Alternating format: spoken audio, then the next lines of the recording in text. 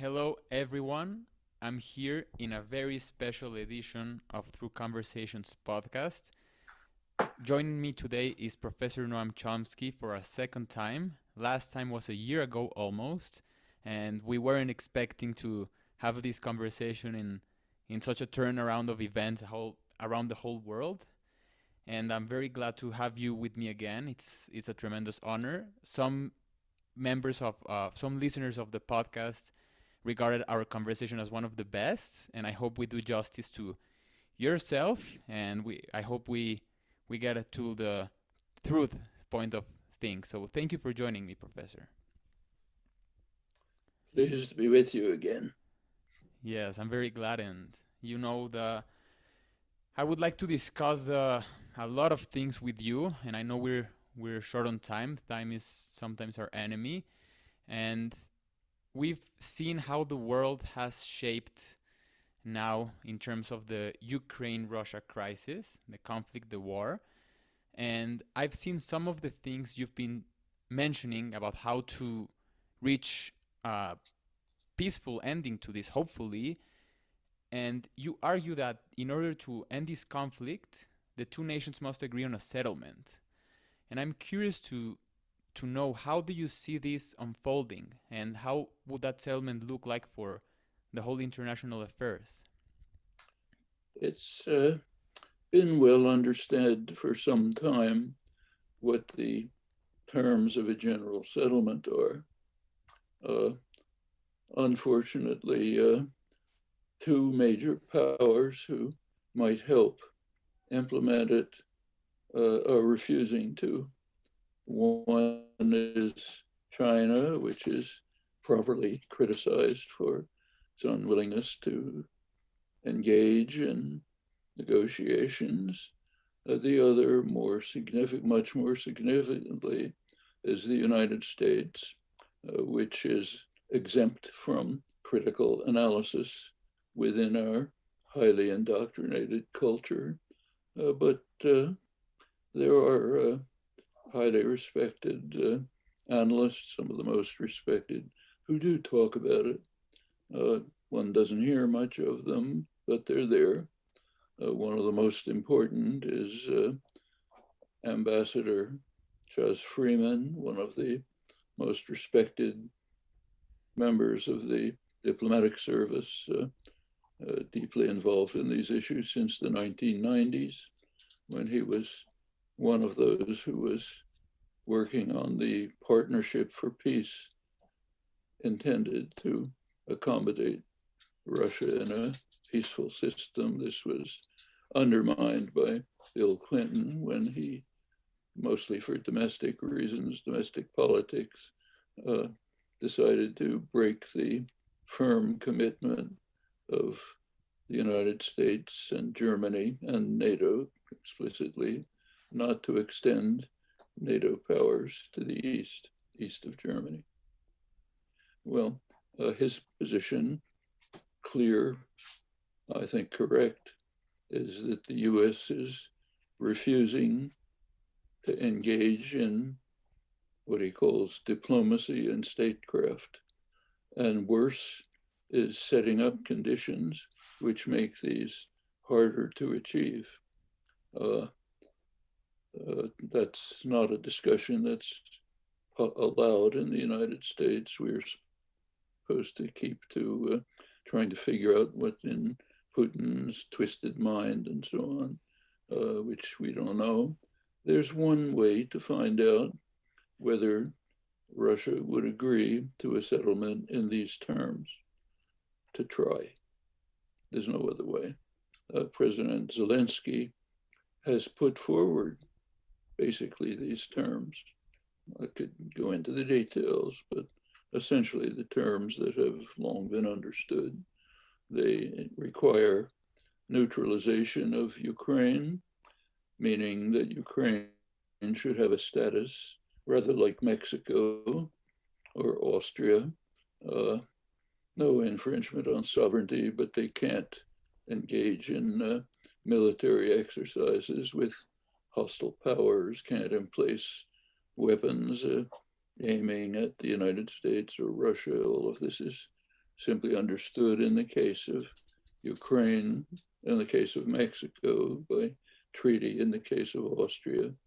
Zelensky has made the same proposal for Ukraine. Uh, the Russians have at least claimed that that's what they're aiming for. You can find out by trying. There are other issues and could go into them, but that's the major one. So could it be done? If it could save the lives of Ukrainians. Uh, Otherwise, we consider it our priority to punish Russia, no matter how many Ukrainians are killed.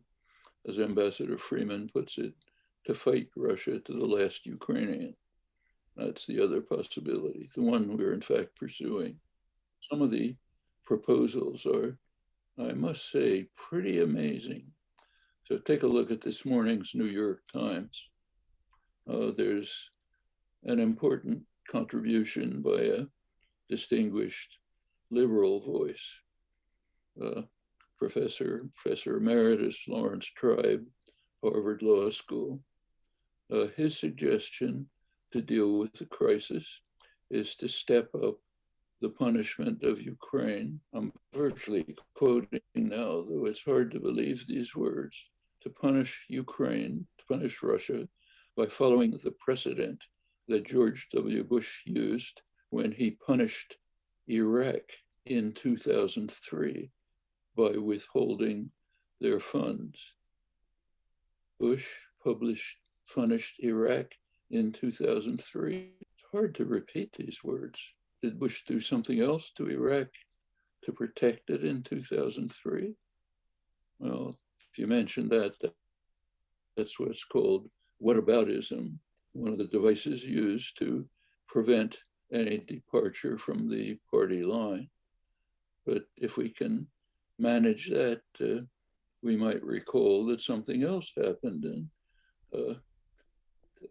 in 2003. Well, not mentioned. Tribe does go on to say that sometimes there are problems about takings, basically robbing the money that's placed in US banks for security, as Bush did when he was punishing Iraq in 2003. The president, Tribe says, we should follow. He says sometimes it's problematic. And he mentions the case of Afghanistan, where he said Putin's withholding funds from the government of Afghanistan is controversial, his word. And he explains why. He says it's controversial because there are unsettled problems about distributing Afghanistan's funds to victims of 9/11 in the United States. What about the fact that a couple of million Afghanistans are facing starvation, that mothers have to watch their children starve because they can't access their bank accounts to get food from the market? Well, that's evidently not controversial because that's not mentioned. And in fact, if you go on, take the New York Times, major liberal journal, you find grounds presented for these positions. So their leading thinker, their main foreign policy specialist, Thomas Friedman, had an op-ed a couple of days ago in which he described their incredible dilemma. The headline was something like, how can we deal with war criminals? Mm-hmm.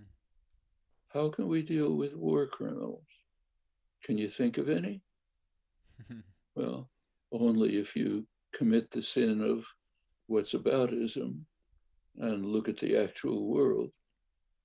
It's hardly a surprise that the civilized part of the world, which is mostly the global south, is just watching this with amazement.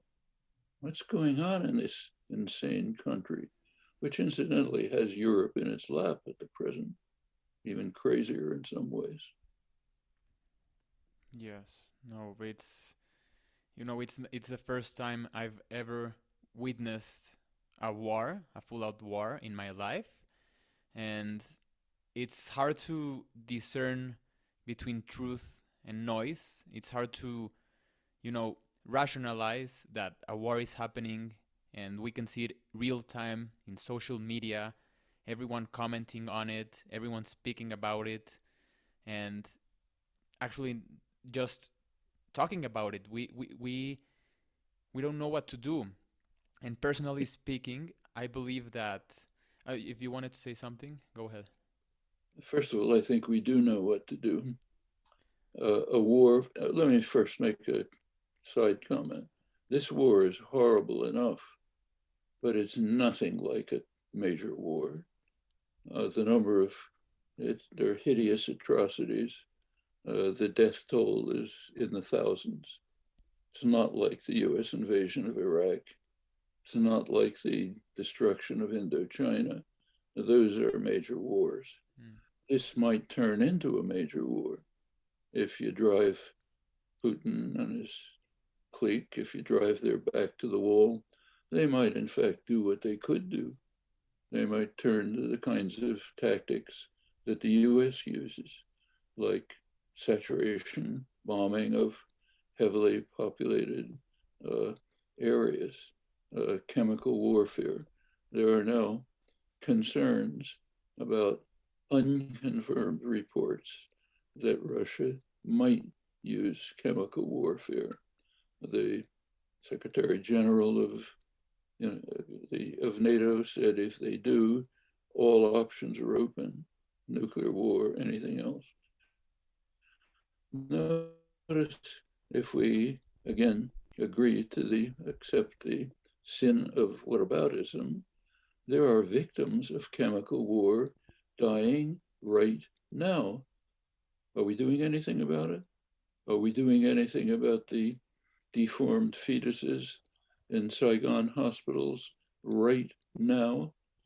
Part of the result of the major employment of chemical war starting in the Kennedy administration, which has had a devastating and lasting effect on South Vietnam. North Vietnam wasn't exposed to this particular horror. Uh, are we doing anything about it? No. No. A lot of people say they're terribly upset about abortion. Do they care about deformed fetuses appearing in Saigon hospitals? Well, apparently that's not controversial either, just like millions of Afghans starving. Well, that's whataboutism. What can we do? Do we know what to do? Yes. What we know to do is to try to end the war. Wars can end in one of two ways, either by one side destroying the other or by negotiations. We prefer the first part. And you can be confident that it's not Russia that's going to be destroyed. Ukraine conceivably, unlikely, but conceivably could drive Russia out of Ukraine, but they're not going to destroy Russia. Mm-hmm. Russia can easily destroy Ukraine. And if you believe what respected Western commentators are saying, and Applebaum's and others, you can read them in the Atlantic Council and elsewhere, they're saying Russia is so crazy they could do anything.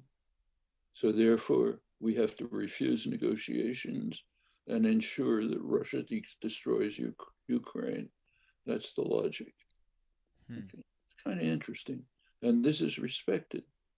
Let's fight Russia to the last Ukrainian, as Ambassador Freeman describes their policy.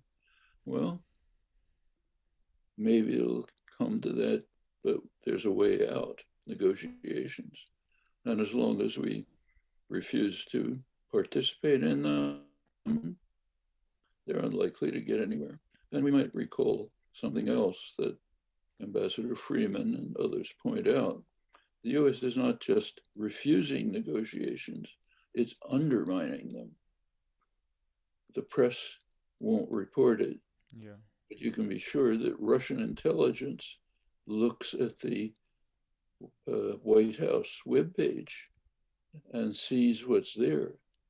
For example, they see our official policy of last September and last November. I've written about it. Press won't report it, but the Russians certainly read it. And what they read is that the US is setting up an enhanced program for Ukraine to join NATO, is providing advanced military weapons. This is before the invasion, providing advanced military weapons to Ukraine, uh, joint military operations, uh, a training of Ukrainian uh, specialists in advanced weapons aimed at Russia. Simply imagine for a moment that this was happening in Mexico. What do you think the response would be? Well, Mexico would be vaporized, okay, Yeah, because we have security problems, but the Russians don't, you know. yeah. Wow, it's a lot to take in, and you know what I really try to say is that there's so much noise around the conflict, and there's so many perspectives and narratives going on that at least for me it's difficult to discern between truth and noise. So I wanted to ask you, Professor, how do you usually tackle these big issues? How do you research or do some uh, differentiation Well, between? you use what evidence is available. So let's take Ukraine again. Prior to the invasion, there are OSCE observers, European observers on the ground, especially in the Donbas area. They've been providing daily reports on what's happening for years.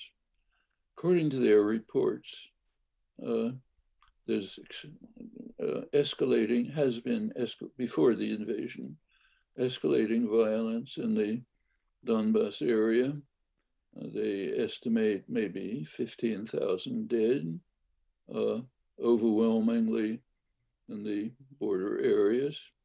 They don't attribute the attacks, but it's not unreasonable to assume that it's mainly due to the large increase in Ukrainian military forces at the border. Now, how do you assess this? Well, one way to assess it would be to pursue the OSCE observers and to see if they're willing to. That's not part of their mandate to determine who's doing the bombing. They just report that it's taking place. Well, they could look further, and it's not impossible. I think it's rather likely that if they do, they'll confirm the Russian reports that that the vast increase in military action is coming from the US-backed Ukrainian side. I can't say that because all we have is surmises, but let's investigate. Doesn't sound impossible. I don't know anyone who's doing it, but could be done. Yeah. Yes, Professor. And another question I had is, after the dust settles and for a moment we see a truce, or the future, 5 years from now, 10 years from now, how does the international chess board looks for you? How does the diplomatic affairs between the Western world and the Eastern world look like? And how does this all play out in the long term? I know you also mentioned how this has affected our fight against climate change, and I'd love to get to that as well. Well, I think if you want a good answer to this question, one of the first places to look is at the executive offices of Lockheed Martin, ExxonMobil, other major arms and fossil fuel producers. What you see when you look there is total euphoria. They've never seen anything so marvelous. Huge increases in military budgets, not only in the United States, but in Europe. US is, of course, the major arms exporter, so it's terrific prospects. And it's interesting to look at the reason. I'll come to the others in a moment, but let's look at the reasoning. According to the Western consensus, the Russians have proven themselves to be a paper tiger. The military is so incompetent that it was unable to conquer cities 30 kilometers from its border. And they suffered a military debacle, and they're now pulling back to the Donbas region close to their border. That's the near universal consensus. Conclusion: Western Europe and the United States have to arm themselves to the teeth to defend themselves against this incredible military force, which is just about to swallow up Europe and the United States, namely the military force that can't conquer cities 30 kilometers from its border that are not defended by a modern army. That's the reasoning. So naturally, it leads to euphoria at Lockheed Martin headquarters. Maybe you're smart enough to figure out the logic. It kind of escapes me. But now let's go to ExxonMobil. They're besides themselves. First of all, they have these annoying environmentalists out of their hair. Nobody bothers them. In fact, they're being praised for increasing petroleum production. They're being lauded for the huge increase in their already bloated profits and for going on to lay the basis for the destruction of human life on Earth. They're being lauded for it. As they put it, they want to be hugged for saving civilization by acting to destroy the prospects for its survival. Well, again, maybe you can figure out the logic. I have a little problem with it. I mean, I can understand the euphoria.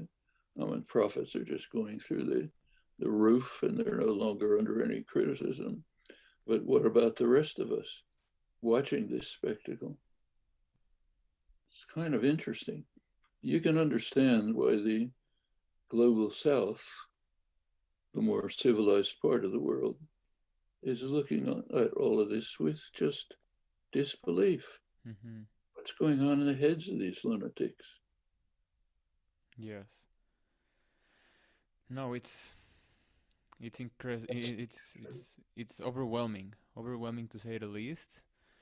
And if I could ask you the likelihood of this escalating towards another world war, would you say it is likely or no? It's very hard to say what the likelihood is. It's been hard for 75 years. If you look at the record, the nuclear record, it's a miracle that we've survived, literally. Yes. There have been thousands of cases of accidents not planned, which could easily have led to debacle. There's been case after case where human intervention at the last minute staved off total disaster. It's just an astonishing record. There are also cases of very reckless acts by leaders daring the fates, saying, maybe it'll happen, maybe it won't, but we're going to go ahead. That's not going to decline. We're in one of those moments now when the Secretary General Stoltenberg of NATO says all options are on the table. We know where we are. We're in a case where somebody who's supposed to have a functioning brain and to know something about nuclear weapons is saying one of the possibilities is that we'll decide to destroy the world. Hmm. That's what he's saying. He's saying if it turns out that Russia is planning to use chemical weapons, then everything changes and all options are open. all options include nuclear options. Nuclear options means we all get destroyed. But that's one of the options that's open in case these unconfirmed reports turn out to be true. We, of course, dismiss the confirmed reports, like those that I mentioned, that has the uh, problem of wrong agent, so we don't talk about it. And this puts into perspective, at least for me, what we're witnessing. It won't be like any war in history. If there's a nuclear war among major powers, the power that initiates the war will be destroyed, almost certainly, simply by the effects of nuclear winter, Yeah. even if there's no retaliatory strike. If there is a retaliatory strike, it's beyond discussion. Yeah. Professor, and having all of this in mind, the macro side of things, the macro world, geographic tensions, international affairs going southbound, how would you recommend, the individuals to, you know, self-reliance, to create, foster self-reliance and, pass through the storm and be able to, don't become overwhelmed and create actual change? How can we do that? Well, each of us can ask the most serious question that we can possibly ask ourselves. What can I do to mitigate the threats, help improve the world? And there's a lot of things that each of us can do. I mean, we can't change policy in Russia. I have no way to do that. I have no way to affect policy in China. We can affect policy in the United States. It's not a totalitarian state. You and I are not going to be sent to the gulag for having this discussion. We'll be ignored. Hmm. That's the way it's handled in the United States. You ignore it. So you don't publish official US policy. You leave that to the Kremlin to read, not Hmm. Americans. But you don't uh, uh, punish those who talk about it.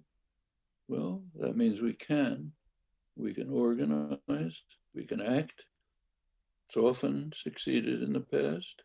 Let's take real cases.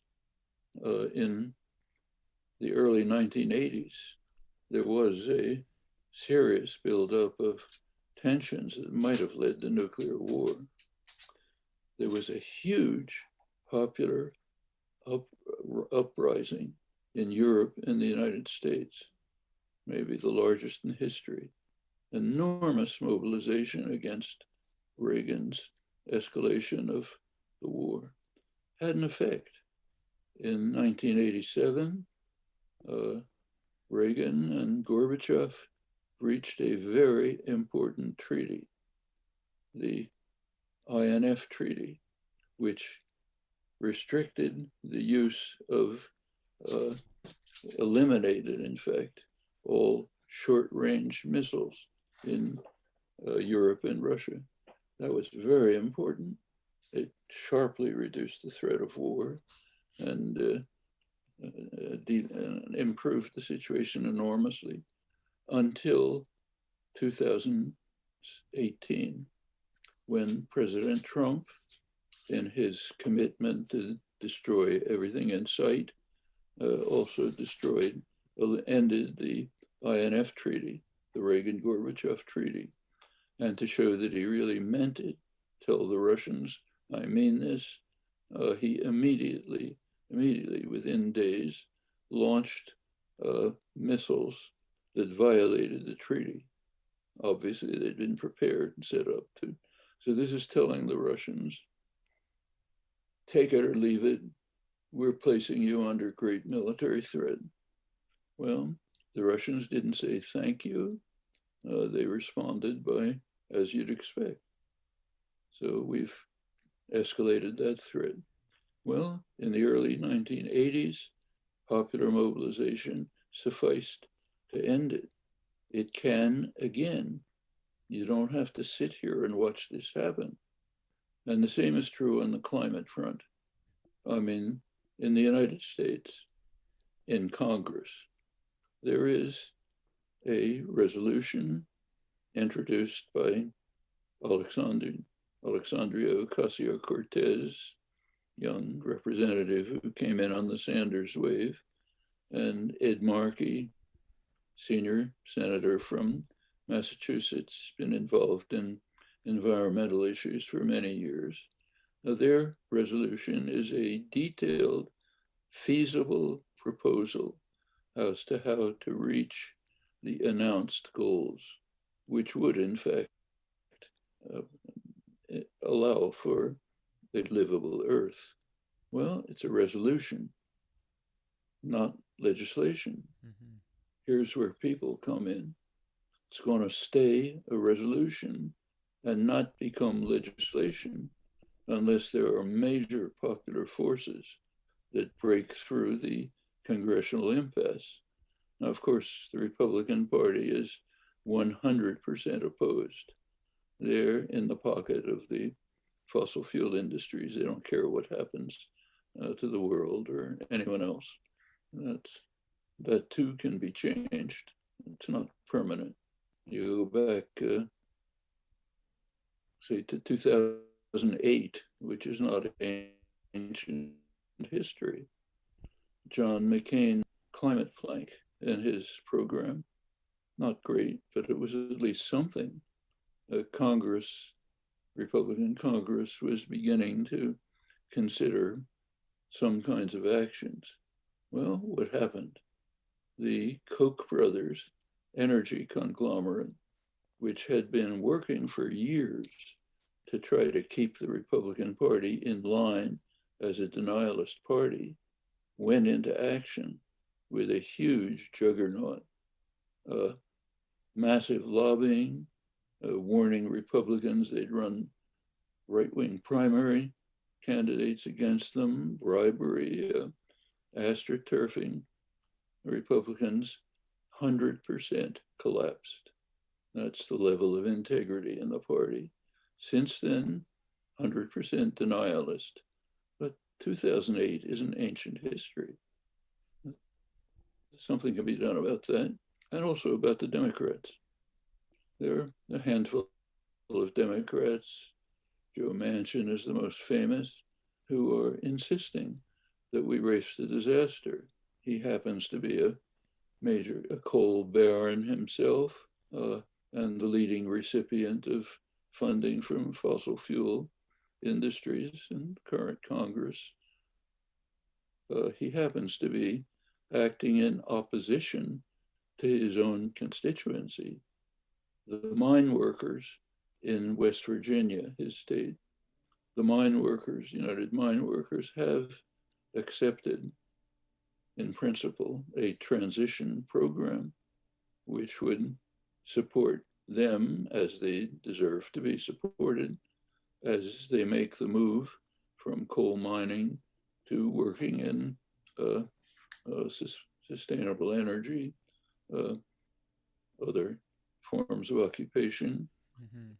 easily feasible, not much cost. And they've accepted that, but not their representative, who's joining 100% of Republicans in blocking even the most minimal climate programs, let alone the really serious one, which would probably not be accepted by the mainstream Democrats. The Clintonite, Wall Street oriented Democrats probably wouldn't accept it either. But that can be changed from the grassroots, the way everything has happened. I mentioned the mobilization on uh, nuclear war, but same is true of civil rights, women's rights, war in Vietnam, you name it. It's popular mobilization can make a difference, particularly in basically free countries like the United States, where there can be plenty of violence and repression, but it's not like a totalitarian state. Yes. Yeah. Thank you for your answer, Professor. And there's a lot of to think about, we have the social media platforms now that I don't know if you, in your perspective, get us closer to mobilization or further, because there are so many points of view clashing in the marketplace. Do you think social media helps us in this movement? Social media could help, and to some extent they do. There are outlets, internet sites, and others where all of these things are discussed. Unfortunately, a large part of social media is just engaged in small scale squabbles. Uh, did this guy say a word wrong or say it right? Yeah. Or else just in driving people into closed bubbles where they hear nothing but reinforcing their own views and don't begin to engage in these general issues. And by cutting off access, you lose a lot. Just give you an example. Uh, I haven't looked at everything, obviously, but I have been looking pretty carefully to see if any media, published media, will be willing to publish official US policy on Ukraine, the policy that is making it impossible for negotiations to go forward. I found one journal, the American Conservative, a right wing journal, Cato Institute. They have published a couple of articles which, in fact, describe what I've just been saying. As you can imagine, I don't agree with them on a lot of things, but I have to give them credit for being willing to do what, as far as I know, all the liberal media have refused to do. Well, if you lock yourself in a bubble, you're not going to find this. Mhm. But it's not the only case. Time time flew by, Professor. I just to wrap up, one more question. It's a Yeah, personal one. I've been meaning to ask you this. What piece of advice you remember until today that has made the most impact in your life? not advice, events. Like there are events which I remember very well and had a big impact on my life. One of them, I'm pretty old, as you can see. One of them is in 1939 when I wrote the first article that I can remember for an elementary school newspaper. It was about, it's easy to time because of the event. It was about the fall of Barcelona, which meant Franco's victory in Spain, the victory of fascism in Spain. And the article, which I'm sure is nothing to remember, was about the apparently inexorable spread of fascism over Europe, a dark cloud that looked as if it was going to overwhelm the world. Czechoslovakia, Austria, now Spain. Where's it going to stop? That's one thing I remember very well. Go on a couple of years, 1945, August 6th. I remember that very well. That was the moment when we learned, if we wanted to learn, that human intelligence had achieved the level where it would soon be capable of destroying everything. And I learned two lessons on that day. One was what had just happened. The second was nobody cared. I happened to be at a summer camp, junior counselor at a summer camp. The news of the Hiroshima bombing was announced in the morning over the camp loudspeaker. People listened. Everybody went on to their morning activity, swimming, baseball game, whatever it is. Nobody cared. When Wow. I got back to the city, I saw also, who cares? You know? Well, those are two lessons that are hard to forget, and they apply today, just about what we've been talking about. Is there something we can do about it? Plenty, but not if we just sit back. Yes, yes, Professor. And I've I really want to say how much your words do make an impact in our perspective, in my perspective, and our listeners. And I can't tell you how grateful I am for you to be speaking on these issues. Your wisdom really makes me and makes others reflect on what can we do about it and actively change things. So words don't suffice me. Thank you so much for joining me, and I'm very glad that you're here, and we'll stay in touch. Very pleased to know what you're doing. Makes a big difference.